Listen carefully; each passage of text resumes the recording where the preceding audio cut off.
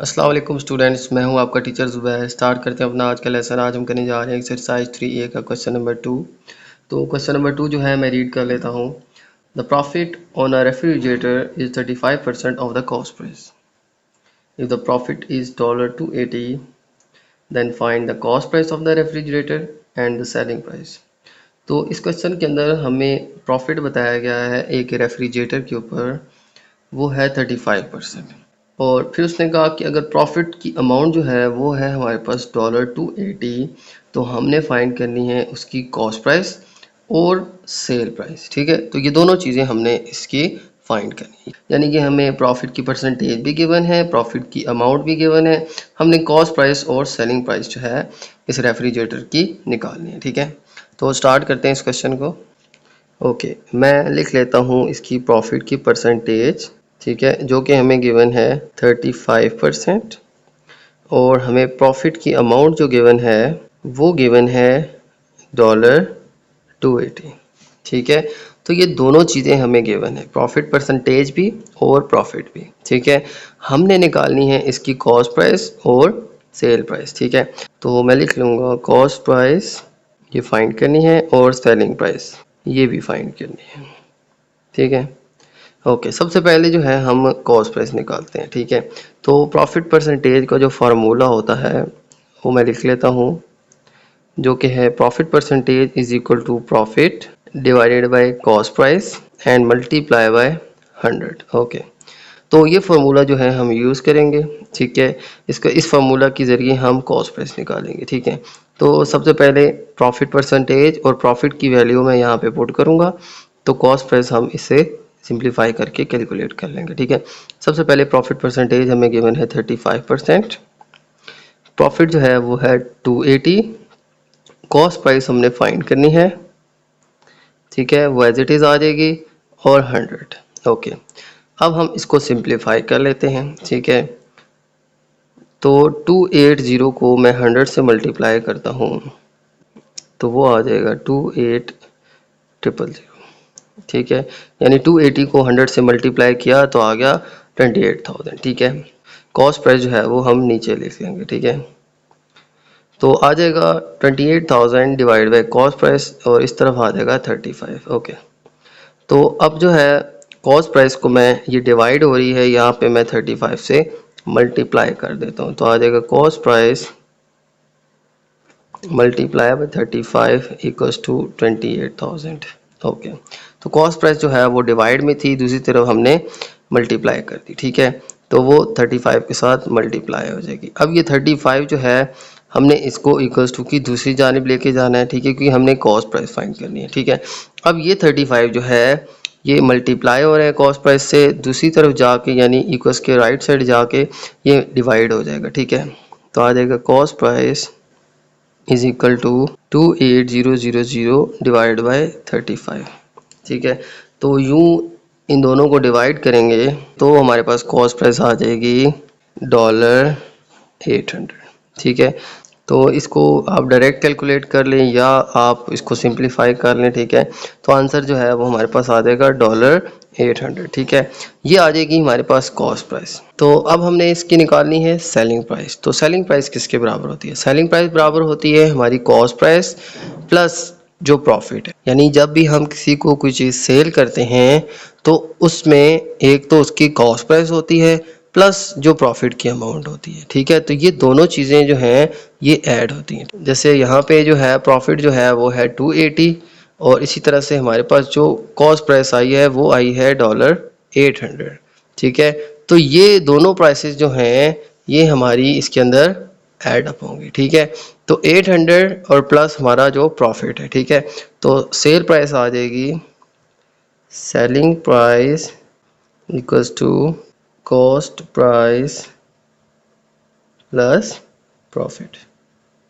Okay, ये दोनों चीज़ें मैं ऐड करूँगा तो हमारे पास इसकी सेलिंग प्राइस आ जाएगी। ठीक है, तो मैं लिख लूँगा कॉस्ट प्राइस जो कि हमारे पास थी $800 प्लस जो हमारा प्रॉफिट था जो हमें क्वेश्चन में पहले से गिवन था 280, इन दोनों को ऐड करेंगे तो हमारे पास इनकी सेलिंग प्राइस आ जाएगी। ठीक है, तो इन दोनों को ऐड करेंगे तो हमारे पास आंसर आ जाएगा 1080। ठीक है, यानी $1080। तो ये आ जाएगी हमारी सेल प्राइस, ठीक है। यानी कि ये जो रेफ्रिजरेटर था वो हमने 1080 के अंदर सेल किया, ठीक है। ये इसकी कॉस्ट प्राइस थी 800 जो कि हमने अभी फाइंड की, प्लस जो प्रॉफिट था उसका, वो दोनों मिलाएं तो हमारे पास इसकी सेलिंग प्राइस आ जाएगी, ठीक है। और यूं हमारे रेफ्रिजरेटर की जो है सेलिंग प्राइस आ जाएगी 1080, ठीक है। तो ये था स्टूडेंट क्वेश्चन नंबर 2। चलते हैं नेक्स्ट क्वेश्चन की तरफ। ओके स्टूडेंट, चलते हैं हम क्वेश्चन नंबर 3 की तरफ। तो क्वेश्चन नंबर 3 मैं रीड कर लेता हूँ।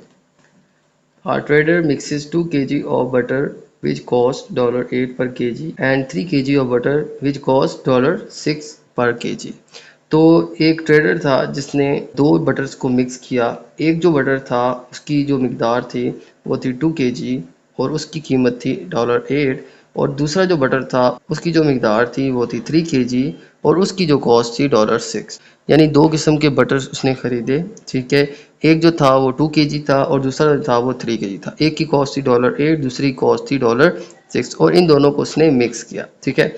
फिर जो मिक्सचर तैयार हुआ, ठीक है, यानी मिक्स जो बटर था वो फिर उसने सेल किया।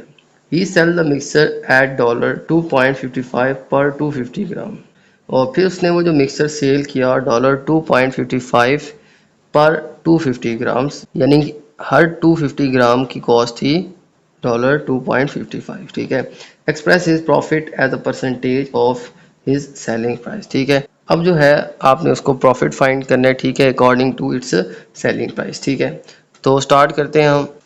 तो सबसे पहले देखिए दो किस्म के बटर थे, ठीक है। एक 2 kg था, एक 3 kg था। टोटल जो हो जाएंगे वो 5 kg हो जाएंगे, ठीक है। तो 5 kg बटर की कितनी कॉस्ट आ जाएगी वो हम सबसे पहले फाइंड आउट कर लेते हैं, ठीक है। तो मैं लिख लूँगा cost price of 5 kg butter mixer. ये जो 5 kg बटर का मिक्सर तैयार हुआ जिसमें 3 kg जो है वो अलग किस्म का बटर था और 2 kg अलग किस्म का बटर था, ठीक है। इन दोनों को मिक्स करके 5 kg का हमने बटर मिक्सर तैयार किया, ठीक है। उसकी कितनी कॉस्ट आ जाएगी वो मैं यहाँ पे लिख लेता हूँ। ओके, एक जो था वो 2 kg था और उसकी कॉस्ट थी $8, ठीक है, $8 पर kg। और 2 kg था तो 8 टू 16 हो जाएगा, ठीक है। और इसमें प्लस कर देंगे हम दूसरा जो बटर था, ठीक है, उसकी जो मिकदार थी वो थी 3 kg और उसकी जो कॉस्ट थी वो थी $6, ठीक है। यानी कि वो 3 kg था और उसकी पर kg कॉस्ट जो थी वो थी $6, ठीक है। तो इसकी कॉस्ट निकाल लेते हैं। देखें ये 2 kg था और पर kg $8 था, तो 8 टू 16, 2 kg का कितना हो जाएगा $16। ओके, इसमें ऐड कर देंगे हम इसकी अमाउंट। तो ये था 3 kg बटर और इसकी पर kg कॉस्ट थी 6, तो 6 3 18, यानी 3 kg की जो कॉस्ट आ जाएगी वो आ जाएगी $18। अब 16 और 18 को हम प्लस कर देंगे तो हमारे पास जो टोटल कॉस्ट आ जाएगी वो आ जाएगी $34। ओके, तो पता चला कि 5 kg जो बटर मिक्सचर तैयार हुआ उसकी टोटल कास्ट आ गई $34। 2 kg $8 पर kg था और 3 kg $6 पर kg था, ठीक है। दोनों की कॉस्ट एक की 16 और एक की 18 आ गई, ठीक है। इन दोनों को ऐड किया तो टोटल जो मिक्सचर तैयार हुआ उसकी कॉस्ट $34 आ जाएगी, ठीक है। अब देखें इसकी सेलिंग प्राइस निकालते हैं और सेलिंग प्राइस से इसका प्रॉफिट फाइंड आउट करते हैं, ठीक है। तो मैं लिख लूँगा सेलिंग प्राइस ऑफ पर 250 ग्राम ऑफ मिक्सचर वो आ जाएगी $2.55। यानी कि अब उसने जो है वो इस रेट से इस मिक्सचर को सेल, यानी हर 250 मिक्सचर ग्राम की कॉस्ट थी $2.55। जितना भी बटर था उसने इस रेट के साथ इसको सेल किया, ठीक है। यानी 250 ग्राम की कॉस्ट कितनी थी $2.55, ठीक है।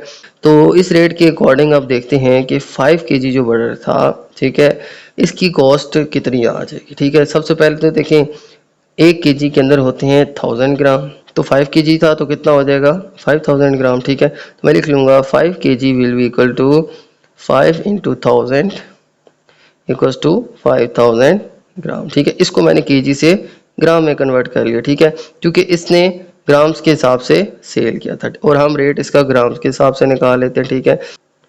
अब हमने इसको ग्राम में कन्वर्ट कर लिया। 5 kg जो है वो आ गया 5000 ग्राम, ठीक है। अब जो है मैं इसकी पर 250 ग्राम के हिसाब से जो कॉस्ट थी वो फाइंड आउट कर लूँगा, ठीक है। अब 250 ग्राम की कॉस्ट थी $2.55, तो 5000 ग्राम की कितनी हो जाएगी वो मैं लिख लेता हूँ, ठीक है। तो मैं लिख लूँगा selling price of 5000 gram of mixture okay, अब हम 5000 ग्राम जो मिक्सचर था उसकी सेलिंग प्राइस फाइंड आउट कर लेते हैं। ठीक है, तो ये कैसे फाइंड करेंगे?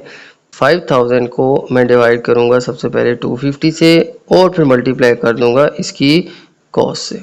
ठीक है, तो यूँ हमारे पास 5000 ग्राम ऑफ मिक्सचर की कॉस्ट जो है वो आ जाएगी। ठीक, तो 5000 को हमने फिर 250 से डिवाइड किया और मल्टीप्लाई 2.55 से कर देंगे। यूँ हमारे पास जो 5000 ग्राम मिक्सचर की जो सेलिंग प्राइस आ जाएगी।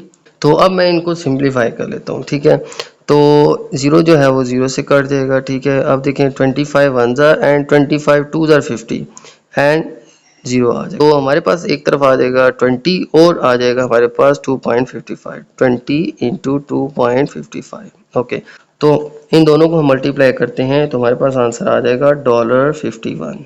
ठीक है, अब देखते हैं इसका प्रॉफिट कितना हुआ। ठीक है, यानी $34 का इसने मिक्सचर प्रिपेयर किया था 5 kg का, और जब सेल किया तो हमारे पास जो है प्रॉफिट हो गया। ठीक है, $34 में मिक्सचर रेडी किया था और $55 में इसको हमने सेल किया। ठीक है, तो ये हो गया प्रॉफिट। ठीक है, तो अब इसका प्रॉफिट हम निकाल लेते हैं। तो प्रॉफिट आ जाएगा selling price minus cost price. Okay, selling price थी हमारे पास $51 माइनस कॉस्ट प्राइस थी 34। तो इनको माइनस करेंगे तो हमारे पास आ जाएगा $17।